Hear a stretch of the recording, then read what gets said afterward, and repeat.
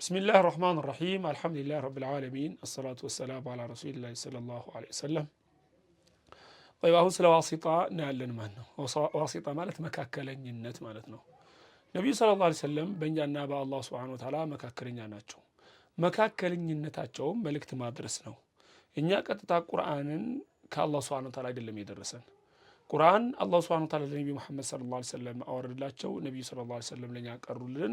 እኛ ከነቢዩ ሰለላሁ ዐለይሂ ወሰለም ነው ያገኘነው። ስለዚህ የነቢዩ ሰለላሁ ዐለይሂ ወሰለም መካከለኝነት በእኛና በአላህ መካከል ምንድነው? መልእክት ማድረስ ነው። ከነቢያችን ሰለላሁ ዐለይሂ ወሰለም ውጭ ከአላህ መልእክት ይደርሰልኛል የሚል ሳለ ከዛብ ነው፣ አናምነውም፣ ውሸታም ነው። ነቢዩ ሰለላሁ ዐለይሂ ወሰለም ናቸው ሸሪዓን ያስተማሩት፣ እስልምናን ይዘው የመጡት እሳቸው ናቸው። ከእሳቸው በኋላም ነቢይ የለም። ነቢይ ነው የሚል ካለ ውሸታም፣ ከዛብ፣ ደጃል፣ ካፊር ነው ማለት ነው። ጠይብ፣ ስለዚህ ይሄ ነው መካከለኝነት። ሌላው ደግሞ የምናየው ሌሎች ሰዎች የሚያስቡት መካከለኛ አለ፣ የተሳሳተ መካከለኝነት። እሱ ምንድነው? አንዳንድ ሰዎች ዒባዳችንን መካከለኛ ያስፈልገዋል። ቀጥታ ብንለምነው አላህ ሱብሓነሁ ወተዓላ እኛ ወንጀለኞች ነን፣ ቀጥታ ዒባዳ ብንሰራ ወንጀለኞች ነን፣ አላህ ሱብሓነሁ ወተዓላ አይሰማንም። ስለዚህ ደጋጎች ጋር እየሄድን የሆነ ነገር ማድረግ አለብን አላህ እንዲሰማን ይላል። ይሄ የክርስቲያኖች እምነት ነው። ልክ እንደሱ የክርስትና አባት ምናምን ይላሉ። ቤተክርስቲያን ሄደው እንዲህ ወንጀል ሰርቻለሁ እንዲህ እናዘዛለሁ እንዲህ ስራ ይላቸዋል። እንደዚህ አይነት በሸሪዓ የለም።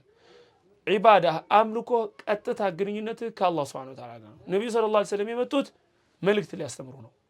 አለቀ። መሻይኾች፣ ኡስታዞች፣ አይማዎች ስራቸው ምንድነው? የነብዩ ሰለላሁ ዐለይሂ ወሰለም አስተምሮን ማስፋፋት ማሰራጨት ነው። ከዛ ውጭ አንተ ግንኙነት ቀጥታ ከአላህ ሱብሓነሁ ወተዓላ ጋር ነው።